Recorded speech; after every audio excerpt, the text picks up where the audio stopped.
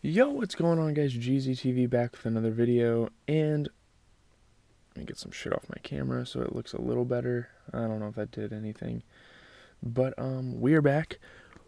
Okay, I had to test my mic real quick. We are back. We are here to talk about the brand new Dave episode that dropped last night at 2. I fell asleep, so I wasn't really able to watch it until this morning. Well, we watched it. We're gonna talk about it. It is hashtag RIP Lil Dicky. This is the 6th episode of Season 3, which sadly means we only have like 4 more episodes of the season, but man, this has been a really fun season so far, really enjoyable television. This is a show where you can just sit back, relax, enjoy everything, and obviously it's pretty focused as well. Some comedies just tell jokes and move on, but this show, every episode is kind of focused on like a stereotype or like something you experience as a famous rapper, so it's really interesting stuff. What is some of the stuff that is told in this show. But this week we're all about content. That's literally what this episode is.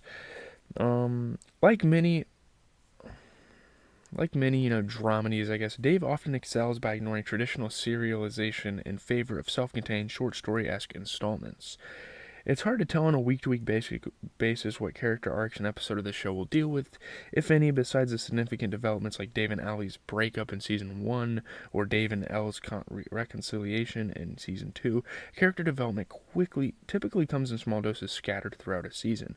But hashtag RIP Lil Dicky is an unusually plot-driven episode that pushes this season's narrative unexpectedly forward. It's a little jarring at first. Let me make this a little smaller.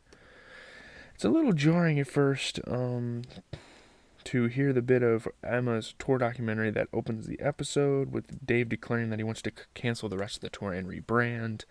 While Dave has had some negative experiences this season, I mean, he's also made some real and meaningful connections on tour recently, with Rick Ross and Usher, but also with Robin in Wisconsin and his biggest fan Meg in Mississippi.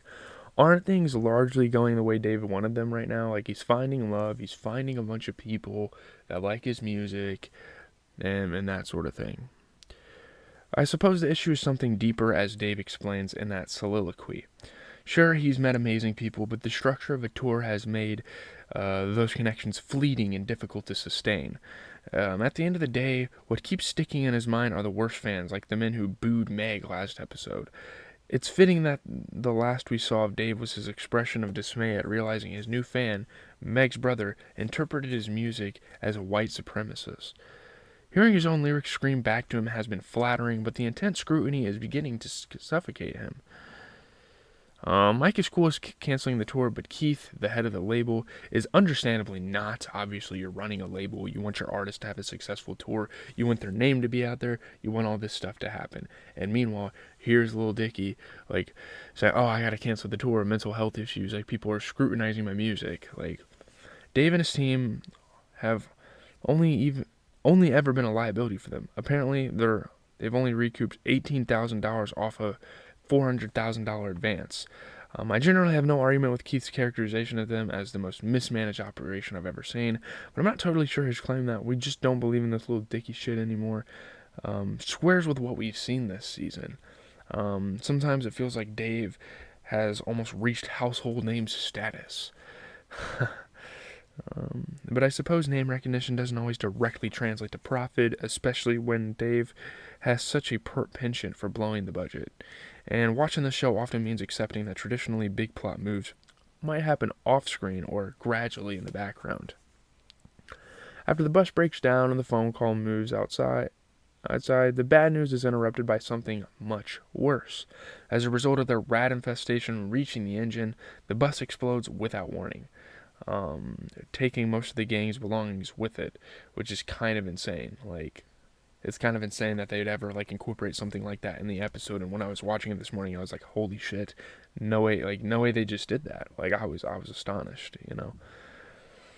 That includes Elle's laptop, Dave's Adderall, and Gata's bipolar medication. Everyone is fine but rattled, especially Dave. Dave is super rattled. It feels like a significant moment when he says, fuck all this Lil Dicky fucking shit. Watching the image of his face on the bus shrivel and burn away, almost like some sort of symbolism of something to come in the future for this rapper. Nobody's phone service, so they spend hours walking down the highway, through the desert until they reach a diner. By that point, a pair of guys have stumbled upon the burned wreckage and spotted the legs of Dave's sex doll protruding like a real body, like thinking that's Dave. And he's like taking a video. It's like, holy shit, Lil Dicky's dead. Like, thinking those legs belonged to Lil Dicky himself, they posted the footage declaring R.I.P. Lil Dicky. It went viral, so now the internet thinks Dave is dead and they're giving him attention. And this is obviously some like social commentary, because in the recent years, a lot of rappers have passed away, unfortunately, and a lot of those rappers haven't really reached their prime of status until they've died, and that's like a really harsh reality. As a hip hop community, we have to like. And that's why I like this show too, and that's why I watch it for you guys, because I love hip hop. I really liked Lil Dicky when he was coming out in 2015. Like, he was a really enjoyable character. He had all sorts of fun shit going for him. And now he has a show, and I was like, I gotta relive those years, with him. Almost immediately, the upside to this dark misunderstanding presents itself. The longer Dave can hold out revealing that he's alive, the bigger the bump in followers and streams. Mike is the one who actually vocalizes the idea of staying offline overnight. Apparently, Dave could recoup all their losses in one day. Like, he did the math based on the trajectory Dave is going on in his fandom and his increasing streams and whatnot. They could pay that 400k advance in a single fucking day, apparently.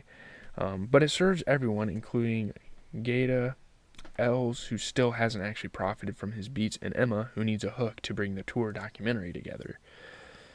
So everyone's kind of working on their own projects within the group, and they needed this. Dave is still slow to warm to the idea. After all, didn't he want less attention, not more? Like, he doesn't want to be famous. He just wants to be a character that people can like a small niche of the community. What changes his mind is learning that one LeBron Ramon James follows him on Instagram. I don't think he does in real life. He might, actually. I don't know. But it's hard to argue with that kind of attention, especially when Mike dangles the prospect of Drake acknowledging his existence. It's one thing for one of the biggest celebrities in the world. It's another thing for one of the biggest rappers, and probably one of Lil Dicky's biggest inspirations, to follow him on the gram. Like, that's a big deal nowadays.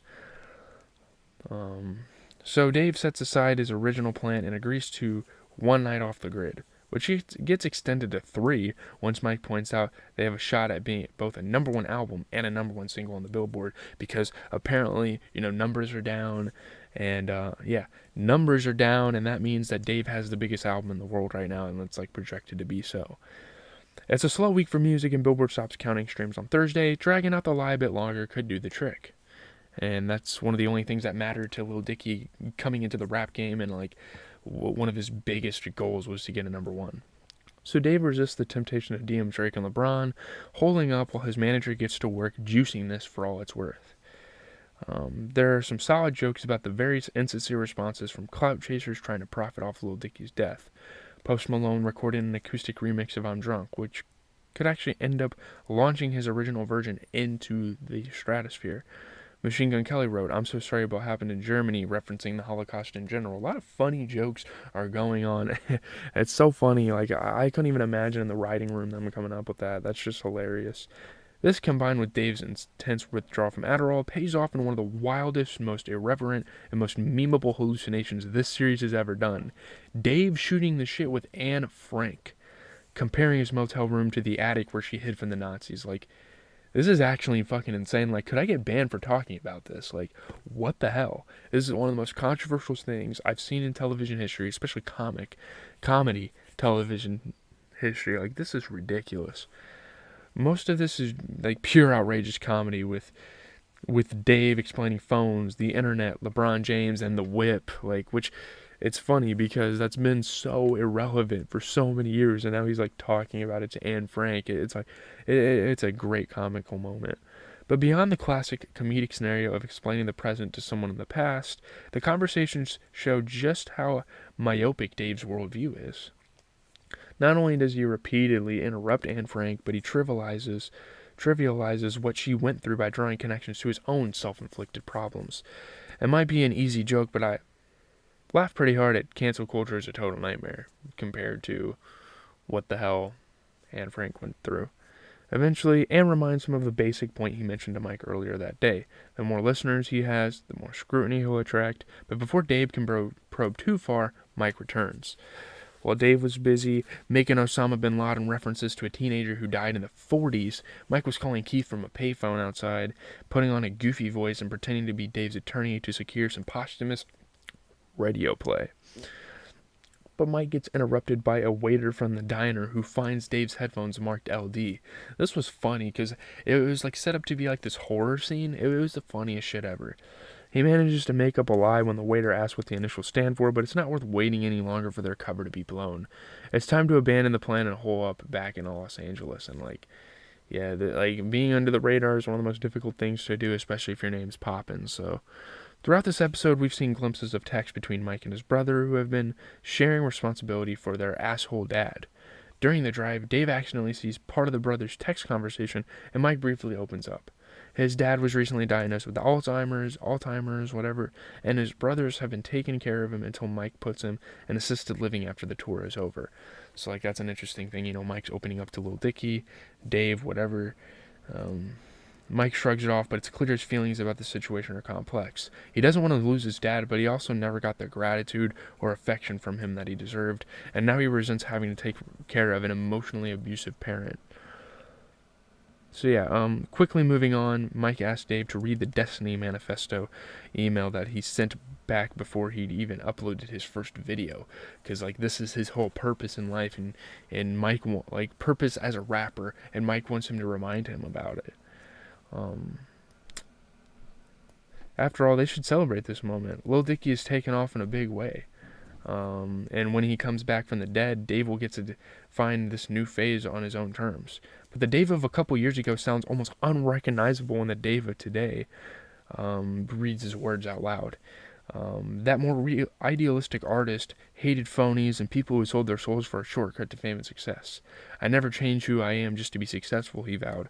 Coming from Dave's mouth now, the words just sound hollow.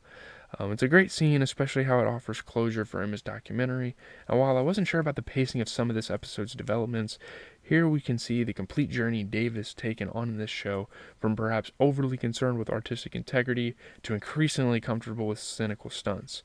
As artists, we want to stay true to our ideals and most authentic selves, but there's always the dream of getting that elusive LeBron follow or that Drake-liked tweet or stuff like that. It's a clever visual flourish. Director Ben Sinclair, who created and starred in High Maintenance, crosscuts between Dave's sobered-up passenger seat declaration that he doesn't want to reach number one this way, and his ultimate decision to go through with the plan anyway. In fact, he chooses the initial showy idea he had while he was spitballing with Ann to announce his resurrection by showing up at Grand Park in black sweats one day and waiting until people realize it's him. As the new Lil Dicky gets totally swarmed, we see a Dave who has accepted and embraced the scrutiny that he canceled a whole tour over. In his mind, the same scrutiny of Beyond the Grave Anne Frank would have to deal with after her diary was published, which is crazy. As he sees her again in the crowd, taunting him with another giggle-induced whip, he whips back, uneasy but firm. When we look back at this moment, will it feel like a push into new territory, with Dave turning into a more cynical and shameless performer, or will watching the world react to his death give him the perspective he needs to take the step back he knows he needs? I'm afraid one possibility sounds much likelier than the other. And yeah, that's going to do it. Leave a like, comment, and subscribe. This is one of the most deep, one of the craziest episodes of Dave we have ever seen. We've gotten 26 episodes, and not a lot compares to what we just saw on television here. This was amazing. Go watch this show. Start from the beginning, and once you get to this episode, it's going to be all worth it. It's a crazy journey.